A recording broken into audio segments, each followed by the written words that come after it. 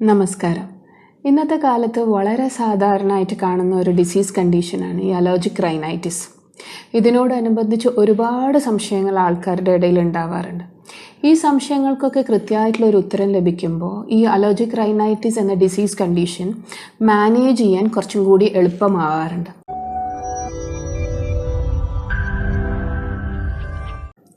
ഞാൻ doctor Jyoti R Das, senior homoeopathic കൺസൾട്ടൻ്റാണ്.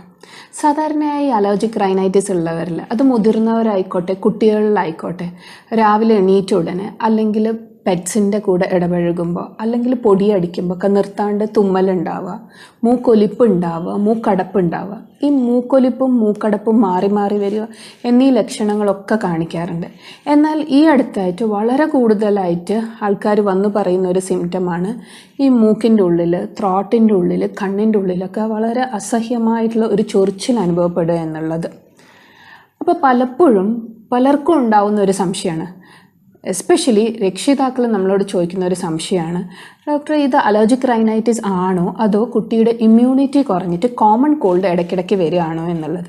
ഇത് എങ്ങനെ മനസ്സിലാക്കാൻ പറ്റും ഈ അലർജിക് റൈനൈറ്റിസ് ആണോ അതോ കോമൺ കോൾഡ് ആണോ എന്ന്? പ്രധാനമായിട്ടും 4 കാര്യങ്ങളിൽ നിന്ന് നമുക്കിത് മനസ്സിലാക്കാം.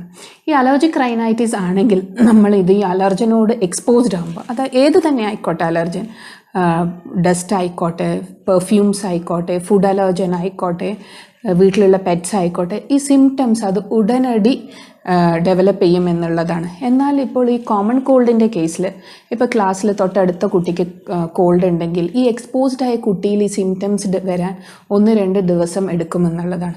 അതായത് ഈ അലർജിക് റൈനൈറ്റിസിൻ്റെ കേസസിൽ ഒരു സഡൻ ഓൺസെറ്റാണ്. എന്നാൽ ഈ കോമൺ കോൾഡിൻ്റെ കേസിൽ നമുക്കൊരു ഗ്രാജുവൽ അല്ലെങ്കിൽ സ്ലോ ഓൺസെറ്റ് എന്ന് പറയാം. ഈ രണ്ടാമതായി നമ്മൾ സിംറ്റംസ് നോക്കുകയാണെങ്കിൽ ഈ അലർജിക് റൈനൈറ്റിസിൻ്റെ സിംറ്റംസ് എല്ലാത്തിനും തീവ്രത കൂടുതലാണ്. ഇപ്പോൾ തുമ്മലാണെങ്കിലും അതൊരു ശക്തമായിട്ടുള്ള കണ്ടിന്യൂസ് ആയിട്ടുള്ള ഒരു തുമ്മലാണ്. മൂക്കൊലിപ്പാണെങ്കിലും അത് ഒരു അസഹ്യമായിട്ടുള്ള കണ്ടിന്യൂസ് ഇറിറ്റേറ്റിംഗ് ആയിട്ടുള്ള ഒരു റണ്ണിങ് നോസാണ് നമ്മൾ കാണുന്നത്. ഈ ഒരു പാറ്റേൺ നമ്മൾ കോമൺ കോൾഡിൻ്റെ കേസിൽ കാണുന്നില്ല, ഇത്രത്തോളം ഒരു തീവ്രത കാണുന്നില്ല.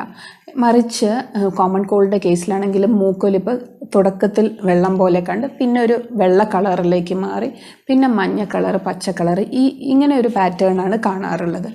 മൂന്നാമതായിട്ടുള്ള ഇത് ഞാൻ മുന്നേ സൂചിപ്പിച്ചതുപോലെയുള്ള ഈ ചൊറിച്ചിൽ, ത്രോട്ടിൻ്റെ ഉള്ളിൽ, മൂക്കിൻ്റെ ഉള്ളിൽ, കണ്ണിൻ്റെ ഉള്ളിലൊക്കെ കാണുന്ന ചൊറിച്ചിൽ നമ്മൾ ഈ കോമൺ കോൾഡിൻ്റെ കേസിൽ കാണാറേ ഇല്ല.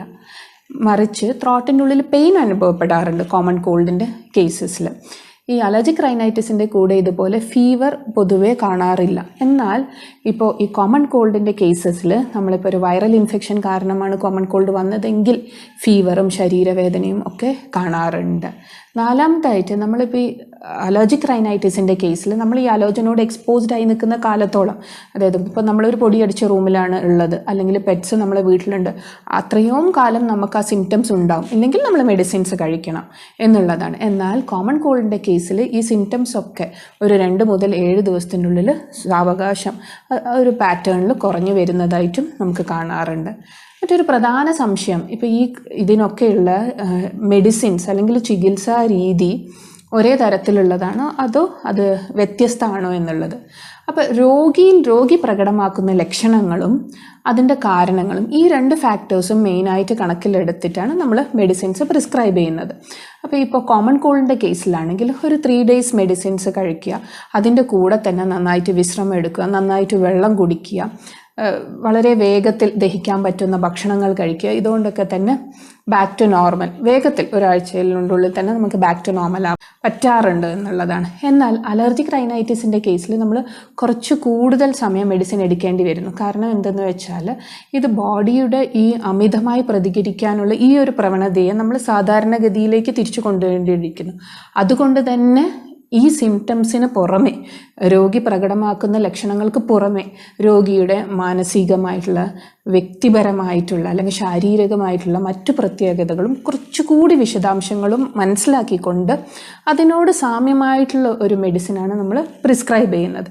ഇനി മറ്റൊരു കണ്ടീഷൻ, അതായത് ഇമ്മ്യൂണിറ്റി കുറഞ്ഞിട്ടുള്ള ഒരു കണ്ടീഷനാണ് എന്ന് തോന്നുകയാണെങ്കിൽ രോഗിയിൽ മറ്റു ലക്ഷണങ്ങൾ ഉണ്ടോ എന്നുള്ളത്, അതായത് ഇടയ്ക്കിടയ്ക്ക് വായ്പുണ്ണ് വരിക, അതായത് വിശപ്പില്ലായ്മ അനുഭവപ്പെടുക, പ്രായത്തിനനുസരിച്ചിട്ടുള്ള തൂക്കം ഇല്ലാതിരിക്കുക, ഇപ്പോൾ കുട്ടികളിലൊക്കെ ആണെങ്കിൽ ക്ലാസ്സിൽ കോൺസെൻട്രേറ്റ് ചെയ്യാൻ പറ്റാതെ ഇരിക്കുക, സ്കൂളിലുണ്ടാവുന്ന ഫിസിക്കൽ ആക്ടിവിറ്റീസിലൊക്കെ കുട്ടി ഇൻവോൾവ് ചെയ്യാൻ മടി കാണിക്കുക, അല്ലെങ്കിൽ ഇൻവോൾവ് ചെയ്താൽ തന്നെ അതിലൊന്നും ശരിയായ രീതിയിൽ പങ്കെടുക്കാൻ പറ്റാണ്ടിരിക്കുക, വീട്ടിൽ വന്നു കഴിഞ്ഞാൽ ഹോംവർക്കൊക്കെ ചെയ്യുമ്പോൾ തന്നെ ഉറങ്ങിപ്പോവുക, ഇത്തരം ലക്ഷണങ്ങൾ ഉണ്ടോ എന്ന് നോക്കുക. ഉണ്ടെങ്കിൽ ആ ഡെഫിഷ്യൻസി കറക്റ്റ് ചെയ്യാനുള്ള മെഡിസിൻസും കൂടി നമ്മൾ കൊടുക്കാറുണ്ട്.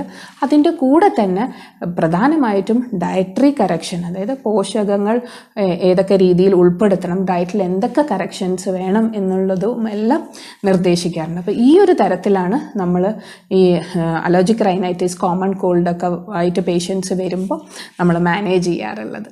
Thank you.